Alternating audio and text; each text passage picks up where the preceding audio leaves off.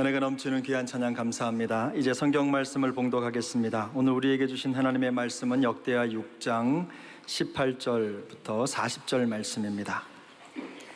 구약 성경 662면쯤 됩니다. 역대하 6장 18절부터 40절, 그 중에 19절부터 21절, 38절부터 40절까지의 말씀을 함께 봉독해 올리겠습니다. 19절입니다. 그러나 나의 하나님 여호와여, 주의 종의 기도와 간구를 돌아보시며 주의 종이 주 앞에서 부르짖는 것과 비는 기도를 들으시옵소서.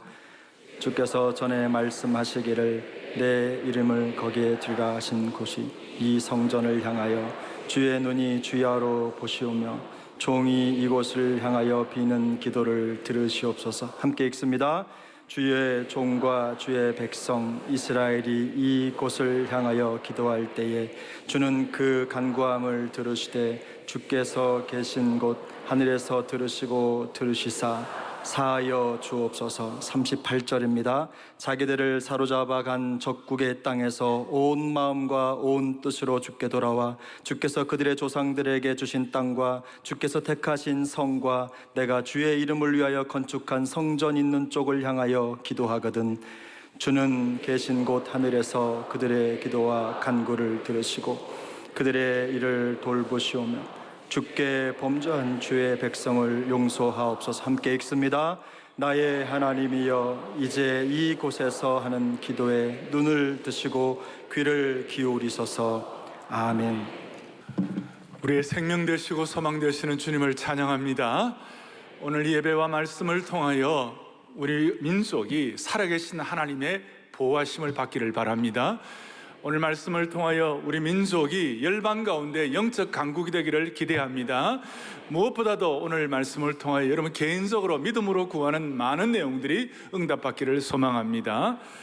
오늘 말씀의 제목은 민족 치유를 위한 기도에 대한 것입니다. 이게 왜 이렇게 중요한가 하면 우리는 흔히 선교를 할 때에 최전선에서 선교사님들이 나가서 일을 하고 우리를 후방에서 보내는 선교사로서 기도의 지원을 한다 이렇게 생각합니다. 그런데 최전선에서 최전방에서 일하시는 선교사님들의 얘기를 들어보면 실제로는 가장 최전선에서 역할을 하는 것이 뭐냐면 후방에서 기도하는 성도들의 기도라는 것이에요.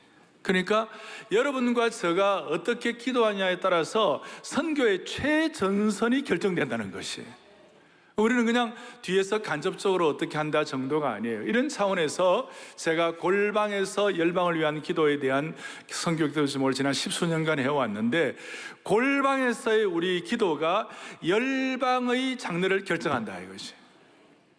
골방과 열방의 문제. 그래서 골방이 열리지 않으면 열방이 열리지 않는 것이고, 우리가 골방을 찾을 때에 하나님이 열방을 찾아주신다는 것이에요.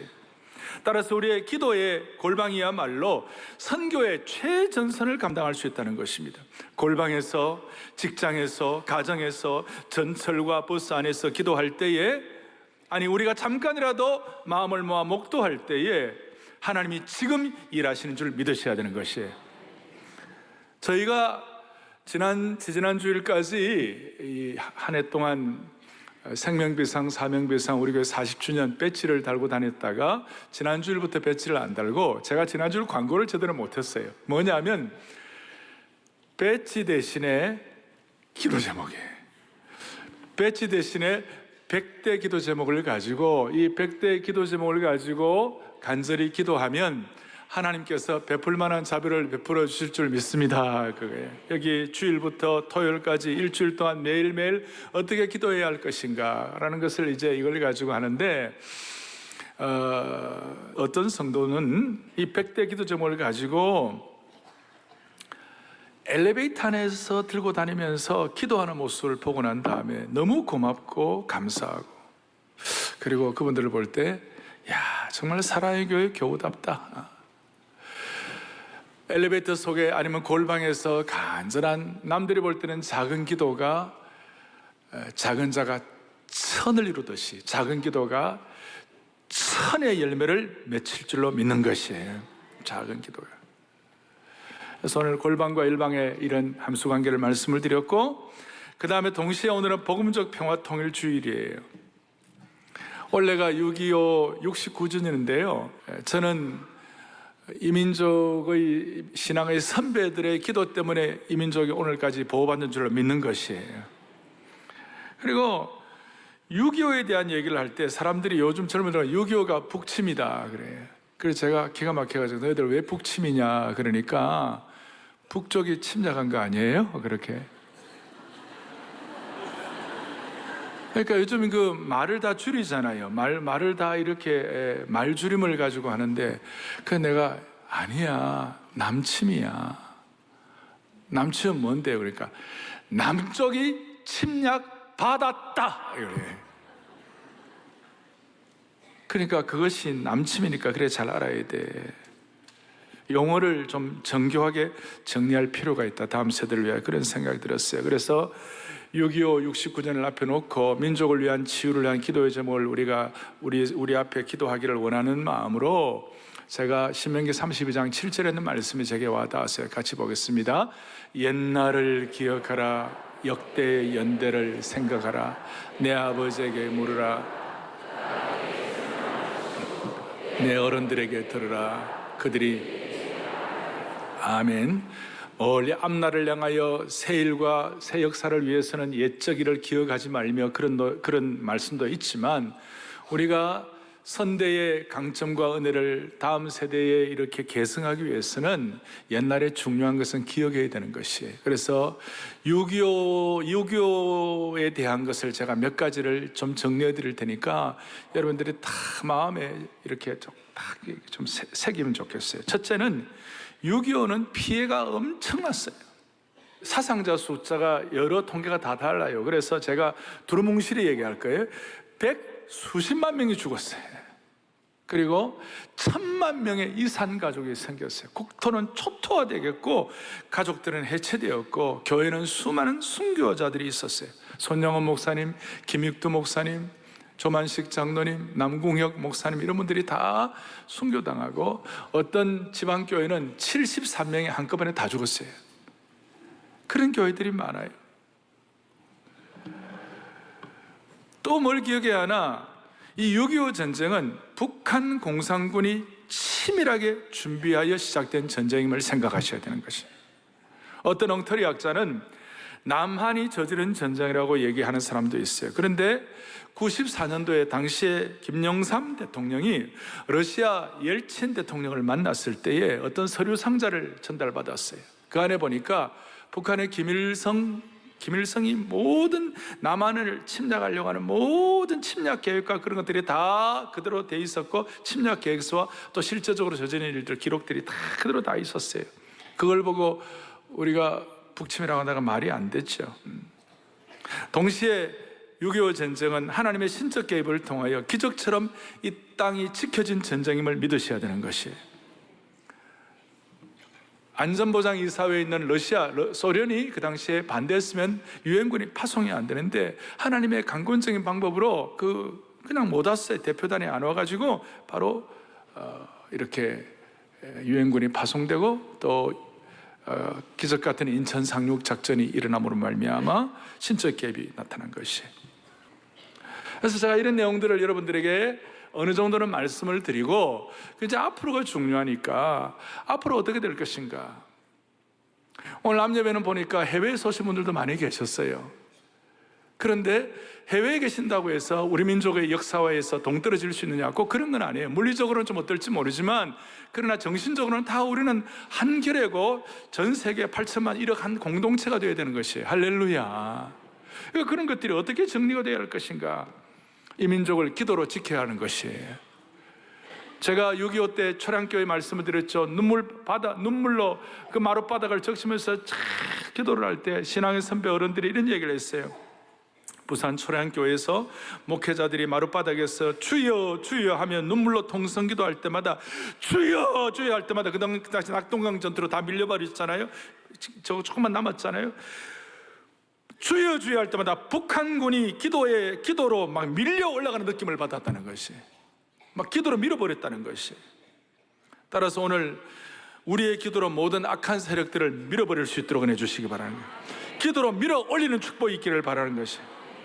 그래서 오늘 지금 우리가 드리는 이 기도의 제목을 가지고 개인적으로, 공동체적으로, 교회적으로, 민족적으로 기도할 때 모든 잘못된 것들을 밀어버리는 능력이 나타나게 될 것입니다. 이 말씀은 솔로몬의 성전 헌당 이후에 솔로몬이 이스라엘 민족과 하나님의 나라와 복음의 영광과 하나님의 백성들을 위하여 간절히 기도하는 내용이에요. 솔로몬이 왕이 기도하듯이 우리도 마찬가지 21세기의 왕 같은 제사장이 된 줄로 믿습니다. 그리고 예루살렘 성전에서 기도할 때 주께서 응답하시고 들으신 것처럼 오늘 우리 모두는 이런 예배당에서 예배를 드리고 또 개인적으로 우리는 걸어다니는 성전인 줄 믿으셔야 되는 거예요. 하나님의 성령이 너희 안에 계시는 줄 알지 못하느냐? 너희가 하나님의 성전인 것과 우리가 하나님의 성전이 된 것이에요. 그래서 오늘 제가 몇 가지 기도 제목을 드릴 텐데 이 기도 제목이 여러분의 것으로 승화되기를 바랍니다. 첫 번째 기도 제목 보니까 20절 뒷부분과 21절에 보니까 이런 내용들이 나와 있어요.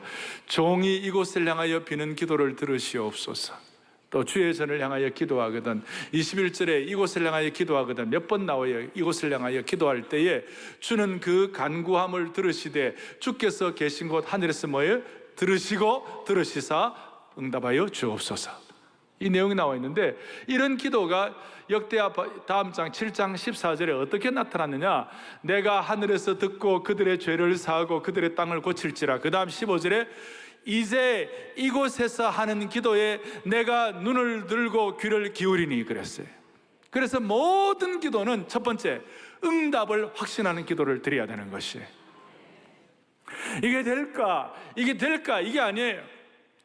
믿음으로 응답을 확신하는 기도의 능력을 우리 온 교회와 성도들과 이민족이 받기를 바라는 것입니다. 응답을 확신해야 되는 것이 주님의 이름으로 기도할 때 주님께서는 응답하신다는 것에 대해서 오염되지 아니하고 이것을 순수하게 믿는 집중하는 믿음의 능력을 여러분들에게 주시기를 바랍니다. 제가 왜 이런 말씀을 드리느냐 하면 마태복음 21장 22절 이런 내용이 나와 있어요. 다 같이 읽겠습니다.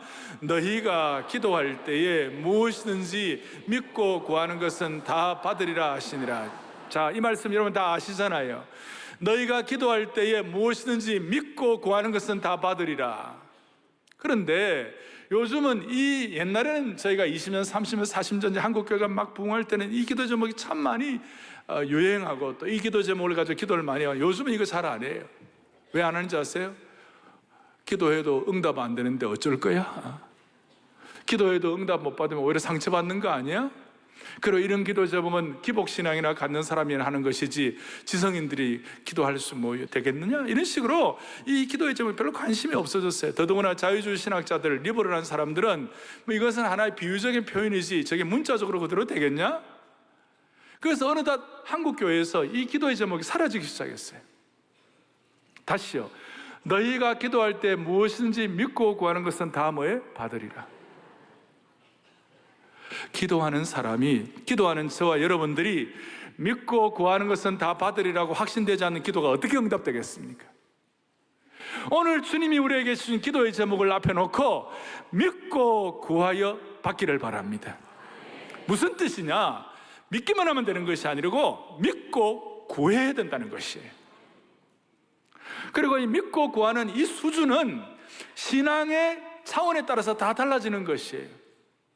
이것은 믿음의 산, 기도의 산, 응답의 산에 얼마나 높이 올라가느냐에 따라서 결정된다는 것이에요. 예를 들어서 믿음의 산이 있는데 1000m 산이 있다고 하십시다. 그럼 그 1000m 산의 제일 밑에 50m, 100m 혹은 30m 밑바닥에 있는 사람이 산에서 보는 것과 500m쯤 올라가서 보는 것과 700m쯤 올라가서 보는 것과 아니 1000m 제일 정상에서 보는 것과는 시야가 달라지고 전망이 달라지고 통찰력이 달라지는 것이에요. 저는 우리 교회 성도들이, 저와 여러분들이 제발 구하는 것은, 간절히 소원하는 것은 믿음의 산의 정상, 기도 응답의 산의 정상에서 그 하나님 주신 시각을 가지고 기도하는 능력을 받기를 바라는 것이에요. 그럴 때에 믿고 구하면 받는다는 것이 확신되는 것이에요. 사실 따지고 보면 헌당도 하나님께서 주신 기도의 응답인 줄 믿는 것이에요. 헌당을 앞에 놓고 다 지금까지 보았을 때 어떻게 보면 미션 임파서블이에요. 그런데 기도를 통하여 미션 파서블 되게 하신 주님을 찬양하는 것이, 그리고 이 4대 강국 속에서 이 강력한 중국과 러시아와 일본 이런 데 사이에서 우리가 살아남은 것도 기도 때문에 살아남은 것이에요. 큰 그림을 봐야 되는 것이, 아까 말한 대로 믿음의 산에 1000m 정상이면 정상 꼭대기에 올라가가지고 한라산이나 지리산 정상 꼭대기에 어떨 때 보면 밑에 구름 운해가, 일본 같은 데 가보면 운가에 그 운해가 막 있는 것이에요.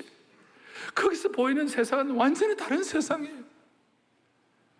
이 예배를 드림으로 말미암아 안아주시는 본당에서 주님 앞에 기도하는 것이 믿음의 정상, 그리고 기도의 산의 정상에서 전체를 바라보고 조망하면서 기도하는 것이 될 때에 하나님이 축복해 주시는 것이에요. 그것이 뭐냐면 응답을 확신하는 기도가 될 수 있는 것이에요. 응답을 확신하는 축복해 주시기를 바랍니다. 다시 한번, 믿고 구하는 것은 다 받으리라. 이 말씀이 누구의 말씀이에요? 예수님의 말씀은 진리인 것이에요. 그리고 이 진리는 믿음의 산에 저 올라간 사람들에게 보여주는 것이에요. 오늘날 교회 내에서도 많은 사람이 믿음의 산에 올라가지도 않은 채 산 밑에서 이 말씀을 분석하고 해석하는 것이에요. 그래서 자기가 아는 게 전부인 것처럼 막 고집하고 그러면요 정말 답답한 거예요. 세상의 복잡한 소리에 좌고 우면하지 마시고 묵묵히 믿음의 산으로 올라가기를 바랍니다. 그리고 거기서 멀리 내다볼 때 멀리 기도하며 바라보시길 바랍니다. 그러면 하나님이 어떻게 일하실지 눈에 보일 것이에요. 일제시대 때 우리 많은 신앙의 선배들이 그 고문을 참고 이기고 고통을 이겨냈어요. 안희숙 여사님, 사모님도 마찬가지고 박관준 장로님 이런 분들, 그런 분들에게 그 어떻게 고문을 이겨냈느냐고 그럴 때 그분들 하시는 얘기가 딱 하나였어요. 일본 식민지 시대가 얼마 못 갈 것을 보았다는 것이, 하나님을 거스르는 정권들, 우상 숭배하는 것들, 하나님의 형상을 파괴하는 권력이 오래가는 것이 없다는 것이에요. 영적인 시각을 갖고 보는 것이, 오늘 우리는 하나님 나라에 대한 시각을 가지고 세상 사람들이 보지 못하는 믿음과 기도의 산에 올라 전체를 조망하는 능력을 주시기를 바라는 것이, 멀리 봐야 되는 것이. 그럴 때 우리 주위에 일어나는 수많은 일들에서 좌고우면하지 아니하고 영적 기백을 가지고 집중할 수 있는 것이. 두 번째는 어떤 기도의 제목이 있는가? 24절, 25절 보니, 특별히 25절에 보니까 이런 내용이 나옵니다. 주는 하늘에서 들으시고 주의 백성 이스라엘의 죄를 사하시고, 이런 내용이 나옵니다. 계속해서 몇 구절 통하여 나오는 29절에도 나오는 것이 뭐냐면, 이 이스라엘의 범죄한 것을 주님 앞에 용서를 구하오니 주님이 사해달라고. 첫 번째가 응답을 확신하는 기도라면, 두 번째로는 뭐냐면 순전한 회개의 기도예요. 정결의 영을 부여받는 신실하고 솔직하고 정직한 회개의 기도예요. 이런 회개의 기도가 역사하는 것이, 그리고 특별히 이 회개의 기도의 핵심은 뭐냐면, 다니엘도 그러고 느헤미야, 특별히 느헤미야 같은 경우는 포로 시대 이후에 태어난 세대이기 때문에 느헤미야는 민족의 죄, 민족의 잘못, 민족의 문제에 대해 책임질 이유가 없어요. 그런데 느헤미야는 나와 내 집과 내 백성이 하나님 앞에 범죄했다고 그랬어요. 그러니까 민족의 죄와 자기의 문제를 동일시한 거예요. 다니엘도 마찬가지. 다니엘은 얼마나 깨끗한 사람입니까? 그런데 하나님 앞에서 내가 범죄했다고 그랬어요. 다니엘이 범죄한 게 아니에요. 오늘 우리는 흔히 일제시대 때 사람들이 잘못 살았다 이런 식으로 막 비난을 많이 해요. 그런데 그 시대를 안 살아본 사람들이 우리가 함부로 말할 수가 없는 것이에요. 단지 우리가 해야 할 일이 있다면, 그 시대에 주님 잘못한 것이 있으면 주님 내 문제이고 내 죄악의 문제이오니 주님 용서하여 달라고, 이렇게 순전함을 가지고 회개의 기도를 주님 앞에 올려드릴 때 하나님은 불쌍히 여겨 주시는 것이에요. 그리고 또 한 걸음 더 나아갔고, 여러분과 제 개인의 오염이 공동체를 오염시키는 것이에요. 그러니까 나의 오염지수가 국가의 오염지수가 되는 것이에요. 국가가 뭐 어떻다 말다 이렇게 얘기하는 것이 아니라 내 개인의 신앙의 자세가 이민족의 장래를 결정한다는 것을 기억해야 되는 것이에요. 아니 무슨 이민족가 5천만 원 있는데 내 개인이 무슨 역할을 할 것인가? 아니에요. 신앙적으로 영적으로 이것은 굉장히 소중한 통찰력이에요. 우리는 지금 미세먼지 문제를 해결하기 위하여, 월요일에도 제가 전 유엔 총장님 만나가지고 미세먼지 문제를 이런저런 얘기도 했어요. 근데 제가 그 대화를 하면서 물리적인 미세먼지도 문제가 심각하지만 이민족을 꽉 덮고 있는 영적인 미세먼지가 심각하다. 이민족의 잘못된 우상숭배, 이민족의 어떤 지금 성적인 타락, 마약, 도박, 그리고 자기의 동성애, 이런 이민족의 영적인 미세먼지도 심각하다. 그리고 이 영적인 미세먼지를 어떻게 해결할 것인가? 그 문제를 내 문제로 알고, 아니 내가 주님 앞에서 제대로 살지 못하면 이 오염지수가 공동체를 오염시키고 민족을 오염시킨 줄 알고, 주여 내 혼자라도 주님 앞에 회개하고 제대로 잘 기도함으로 말미암아 주여 이 공동체와 이 민족을 살려주시기를 소망합니다, 이거예요. 그러니까 내 오염지수와 공동체의 오염지수가 같이 간다는 것을 기억할 때만 정신이 번쩍 나는 거예요. 여러분 잘 아시는 대로 대한민국은 일제시대를 견디는 힘은 평양부흥이었어요. 평양부흥은 어떻게 일어났어요? 여러 가지 해석이 있지만 평양 장대원교회에서 그 당시에 길선주 목사님 되시기 전에 길선주 장로님이 자신의 문제를 사람들 앞에 토하고 잘못을 회개했어요. 처음 며칠 동안 맹숭맹숭하게 집회에 아무런 무슨 불이 떨어지지 않았어요. 그런데 길선주 장로님이 주일 밤에 자기의 죄를 자백했어요. 자기가 친구가 맡긴 어떤 그 친구 집안을 좀 도와달라, 친구 집안을 자네가 좀 내 대신 그 가족들을 이렇게 돌봐주게, 그러면서 돈을 남긴 것 가운데 일부만 주고 자기가 좀 이렇게 처리한 걸 고백했어요. 그러면서 그때부터 무슨 일이 벌어졌는가? 그 죄를 자백하는 순간 회개의 영이 모든 교인들을 휩쓸었고, 예배가 저녁 7시에 시작이 됐는데 월요일 새벽 2시까지 끝나지 않았어요. 그 7시간 동안 통곡하며 자기의 죄를 자백하는 순서를 가질 때, 그때부터 정결케 하는 성령의 영이 온 교회를 휩쓸어버리고, 지도자로부터 모든 성도들의 그 죄를 고백하는 순간 하나님 영광을 받으시고 교회와 민족이 치유되기 시작한 줄로 확신해야 되는 것이, 오염지수 따로 가는 거 아니고 저나 우리 모두가 다 이런 면에 있어서 주님 정결의 영을 부어 주시옵소서. 세 번째 기도 제목은 26절부터 31절까지 나와 있어요. 26절에 보니까 이런 내용이 나와 있습니다. 만일 그들이 주께 범죄함으로 말미암아 하늘이 닫히고 비가 내리지 않는 주의 벌을 받을 때에, 28절에도 보니까 기근이나 이 땅에 기근이나 전염병이 입간할 때, 그러니까 어떤 기도 제목이 필요한가 하면 가뭄과 기근의 때를 위한 기도가 필요하다는 것이에요. 이 내용은 이스라엘 민족 전체에 계속 이어지는 하나의 신령한 영적인 하나의 방향이었어요. 이스라엘 백성들은 가뭄과 기근의 때를 위하여 기도해야 할 것이다, 그거예요. 우리가 응답을 확신하고 동시에 또 우리가 하나님 앞에서 정결의 영을 부어받아야 되겠지만, 가뭄의 때를 위하여 기도할 때 주님 응답하여 주십시오. 신명기 11장 17절에 보니까 뭐라고 나와 있느냐, 같이 살펴보겠습니다. 여호와께서 너희에게 진노하사 하늘을 닫아 비를 내리지 아니하며 됐습니다. 하나님께서 구약시대 때 보면 하나님이 이스라엘 백성들을 질책할 때에, 이스라엘 백성들을 향하여 하나님께서 경고하실 때에 하늘을 닫아서 비를 내리지 않을 때가 있었어요. 비를 내리지 않을 때가 있었어요. 그리고 비를 내리지 않으면 무슨 일이 벌어집니까? 가뭄이 되면 물도 함부로 못 쓰고 모든 것이 황량해지고 논밭이 쩍쩍 갈라지게 되는 거예요. 이건 영적인 가뭄도 마찬가지예요. 개인의 삶에도 똑같이 이런 일이 일어난다는 것입니다. 우리의 삶이 메말라서 영적으로 쩍쩍 갈라질 때가 있어요. 그때는 하늘에서 은혜의 단비가 내려야만 해결될 수 있는 것이지 다른 어떤 것도 해결이 안 되는 것이에요. 우리의 인생에 가뭄이 있을 때마다 하늘에서 은혜의 단비가 내리기를 원하는 것입니다. 성령의 기름 부으심이 내기를 원하는 것이에요. 여러분, 과거에 옛날에는 가뭄이 오면 왕이 기우제를 지났어요. 그러나 우리는 달라요. 우리는 왕같은 제사장으로서 역사의 메마름과 시대의 가뭄을 위하여 기도해야 할 책임이 있는 것이에요. 우리가 날씨를 조정할 수는 없지만 날씨를 주관하신 하나님께 가뭄을 위한 기도를 할 수 있는 줄 믿으셔야 되는 것이에요. 그럼 이 민족의 가뭄을 위해 기도해야 됩니다. 예레미야 50장 38절에 보니까 이런 내용이 나와 있습니다. 같이 봅니다. 가뭄이 그것을 말려오리니 이는 그 땅이 조각한 신상의 땅이요 그들은 우상에 미쳤습니다. 자, 우상에 미쳤다는 말을 개역 개정판에서는 어떻게 나와 있냐? 무서운 것을 보고 실성했다 그랬어요. 그럴 때 가뭄이 물 위에 내리어 그걸 말렸다. 나라 전체를 가뭄 들게 한다는 가장 큰 이유가 뭐냐? 우상에 미쳐 있다는 것이.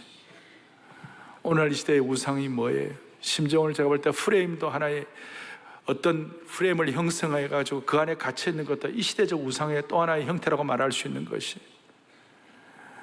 이 지독한 가뭄과 영적인 한발을 어떻게 고칠 수가 있겠어요? 기도의 폭탄이 떨어져야 돼요. 기도를 해야 되는. 적당히 가물을 때는 5m, 10m 파면 물이 나오지만 지독한 가뭄이 생기면 50m, 100m를 파야 되는 거예요. 50m, 100m를 팔 수 있도록 이 사회의 메마른 땅을 100m를 파는 길은 민족을 위한 기도의 폭탄이 떨어지는 거예요. 다른 길이 없는 것이에요. 우리나라는 지금 많은 갈등들이 있잖아요. 어떤 신앙의 선배는 이민족의 갈등에 대해서 어쩌면 이민족의 갈등은 태생적일지도 모른다 그랬어요. 왜냐하면 이 좁은 땅덩어리 위에 70% 이상의 산인데 온통 산으로 막힌 땅이라 뻗어나갈 곳이 없기 때문에 내부적으로 갈등하고 싸우는 경향이 많다는 것이. 또 북쪽도 우리 올라가는데 다 막혀 있고 또 삼면이 바다로 둘러싸여 있고, 그러니까 그대로 내어버려두면 이 민족은 갈등과 분열이 자연스럽다는 것이, 갈등과 분열이 체질화될 수밖에 없는 상황이라는 것이, 갈등과 분열이 일상화될 수밖에 없는 상황이라는, 이 민족의 갈등과 분열을 뭘 가지고 해결할 수 있겠어요? 민족의 열악한 산악 지형도를 바꾸기 위하여 가장 먼저 해야 할 것은 민족을 위한 치유를 마음에 소원을 하고 믿음의 산에 올라가서 기도로 전체를 조망하는 능력을 주시기를 바라는 것이에요. 밖에서 뛰어다니면서 소리를 지른다고 해결되는 거 아니에요. 하늘이 움직여지지 않는데 뭐가 바꿀 수가 있겠어요? 하나님이 움직이셔야 되는 것이에요.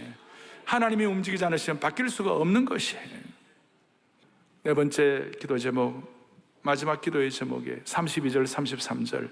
32절, 33절은 너무나 소중한 기도의 제목이니까 다 같이 한번 합독하겠습니다. 주의 백성 이스라엘에 속하지 않은 이방인에 대하여도 그들이 주의 큰 이름과 능한 손과 표심팔을 위하여 먼 지방에서 와서 이 성전을 향하여 기도하라. 33절, 주는 계신 곳 하늘에서 들으시고 무릇 이방인이 주께 부르짖는 대로 이루사 땅의 만민으로 주의 이름을 알고 주의 백성 이스라엘처럼 경외하게 하옵소서.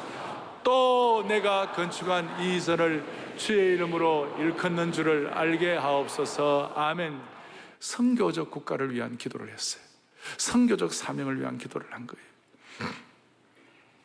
이스라엘 백성들이 이 예루살렘 성전을 헌당하면서 소위 솔로몬 시대, 그 시대가 미셔너리 이스라엘 최고의 선교적 삶을 살게 된 것이, 이것이 나중에 연결되어 갖고 내 집은 만민이 기도하는 집이라, 모든 백성들과 민족들이 와가지고 기도하는 집이라는 것이. 그리고 당시에 이스라엘 예루살렘 성전에 그 근처에 이방인들이 많이 와가지고 예루살렘 성전 안에는 이방인과 유대인이 형제자매가 될 수 있는 유일한 장소가 되었어요. 서로가 이렇게 교류할 수 있는 장소가 되었어요. 이렇게 말할 수 있어요. 이방인들을 향하여 선교적인 삶을 살 때 예루살렘 성전이 가장 성전답게 되었다는 것이. 저는 우리 교회를 방문하는 많은 해외에서 오신 또 외국인들도 많이 계시는데 많은 분들이 그래요. 이 안아주심의 본당에서 예배 드릴 때 두 가지가 감동이 있다는, 하나는 안아주심의 본당에서 예배할 때 큰 은혜를 주신 주님을 찬양한다 그랬어요. 또 하나는 우리 교회 다락방과 순장반을 통하여 영적 재생산, 믿음의 양육, 이 시스템이 너무나 감동한다, 이런 얘기를 제가 하는데, 제가 소원하는 그거예요. 이 안아주심의 본당이 오늘 솔로몬이 기도한 대로 역대하 6장 32절 33절 수많은 민족들이 와가지고 이 자리에서 기도할 때 하나님이 응답해 주시기를 원하는 것이에요. 언젠가는 이 자리에서 주님이 은혜 주시면 우리 세터면 탈북민들이 다 함께 모여서 주님 앞에 예배하는 그런 영광스러운 장소가 되기를 바라고, 이 자리가 수많은 필리핀이나 중앙아시아나 다민족들이 와서 함께 예배드릴 수 있는 그런 축복도 주시기를 원하는 것이에요. 그게 나하고 무슨 상관이 있느냐? 그게 아니에요. 그게 우리를 살리는 것이에요. 우리를 선교적 삶을 살게 해가지고 살아계신 하나님이 우리 인생을 보호해 주시는 현장이 될 수가 있다는 것이에요. 그런 차원에서 제가 정리를 했어요. 오늘 이 자리는 안아주시는 본당은 제자들을 세상으로 파송하는 선교센터가 되기를 원합니다. 실제로 그렇게 되기를 원하는 것이에요. 유초등부 아이들은 어릴 때부터 학원 선교사로 파송되게 하여 주옵소서.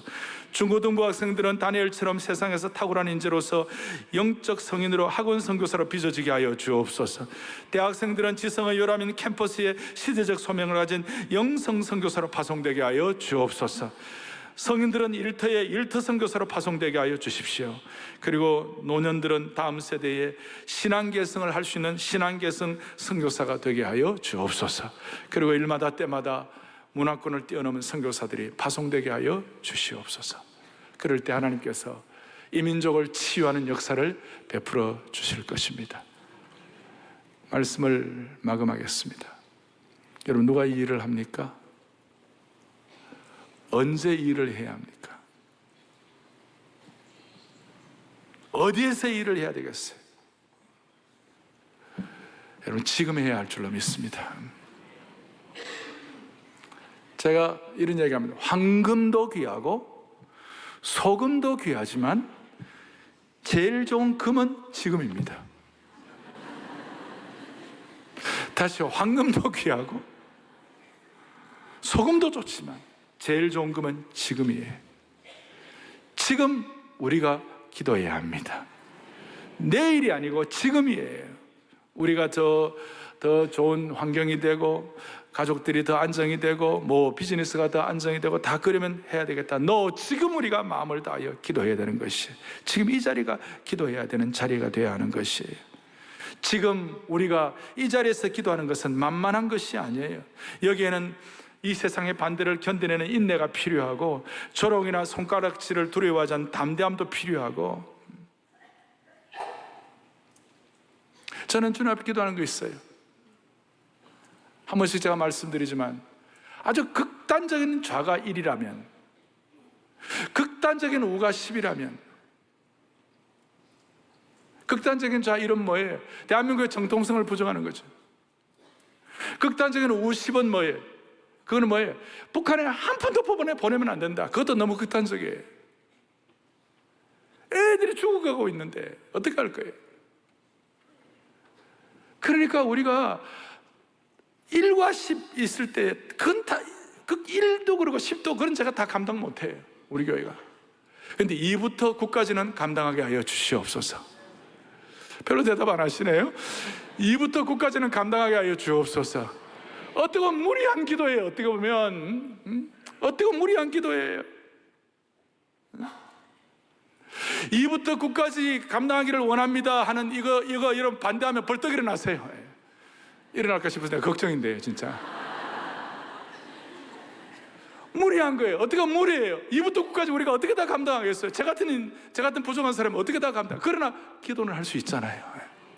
기도하다가 이런 방향이 잡혀질 수가 있는 거 아니에요. 네 가지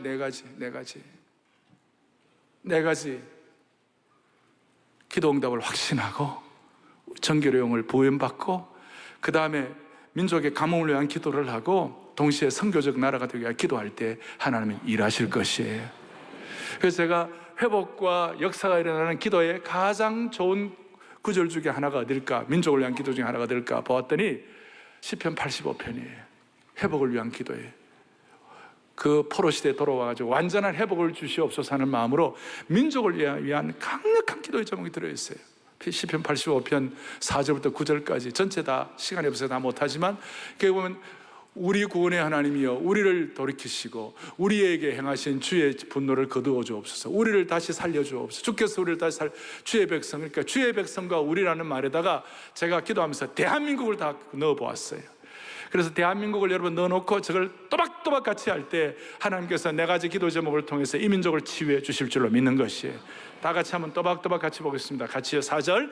대한민국의 구원의 하나님이여 대한민국을 돌이키시고 대한민국에 향하신 주의 분노를 간절한 마음으로 5절.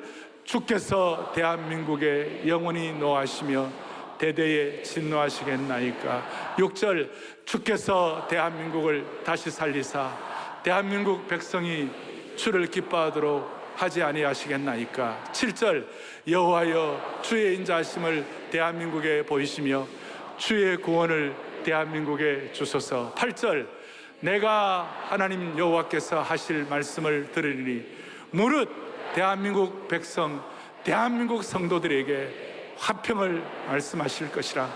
대한민국 백성은 다시 어리석은 대로 돌아가지 말지로다. 아멘. 9절도 함께 진실로 그의 구원이 그를 경유하는 자에게 가까우니 영광이 대한민국 땅에 머무리리이다. 아멘. 우리는 죽은 하나님이 아니라 살아계신 하나님을 믿는 주의 백성들입니다. 믿고 구하면 받은 줄로 확실한 주의 백성들이 될 줄로 믿습니다. 오늘 이런 마음으로 가슴에 손을 얹고 민족 치유를 위한 기도. 주여 이 민족을 치유하여 주옵소서. 이 민족을 치유하달라는 마음 안에는 네 가지 기도 제목을 넣고 여러분들 간절하게 1, 2분 동안 집중하여 시편 85편을 기억하면서 우리 대한민국을 다시 살리사 주를 기뻐하시는 백성 되게 하여 주시옵소서. 주여 이 민족을 치유하여 주옵소서. 주여 이 민족을 치유하여 주옵소서. 간절한 마음으로 두 번 크게 외치고 기도하겠습니다. 주여 이 민족을 치유하여 주옵소서.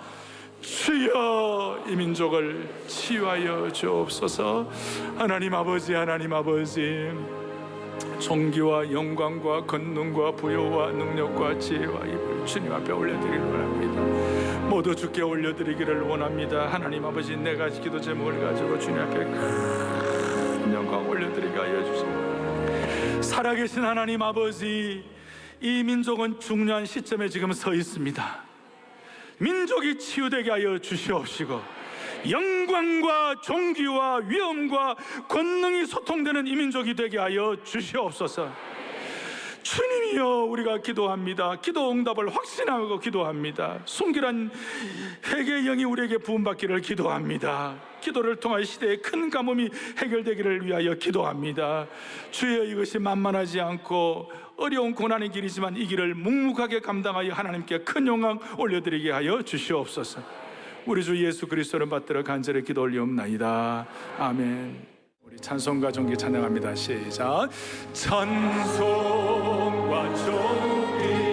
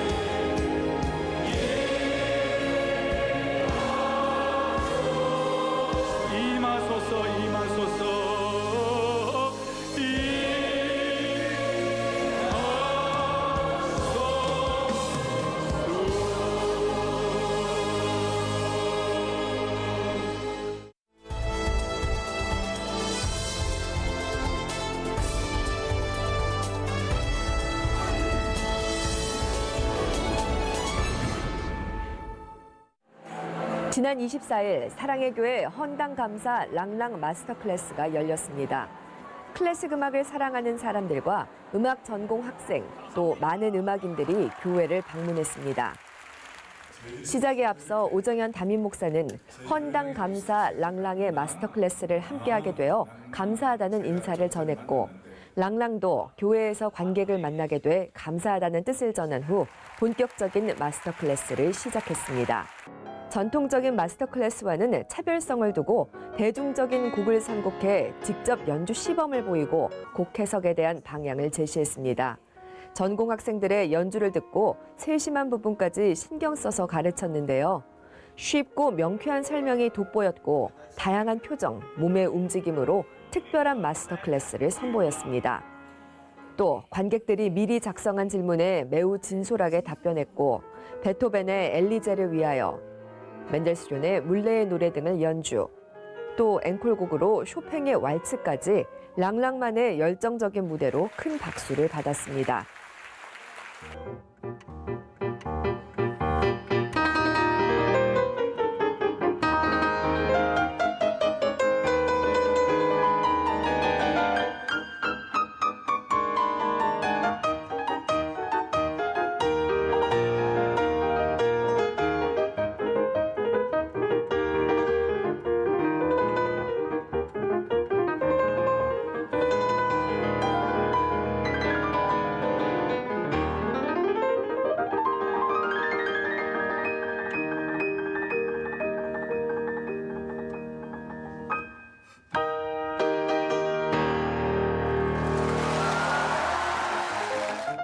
클래식계의 스타, 천재 피아니스트 랑랑의 마스터 클래스. 헌당 감사 기념으로 교회 공간을 공유한 의미 있는 자리가 됐습니다.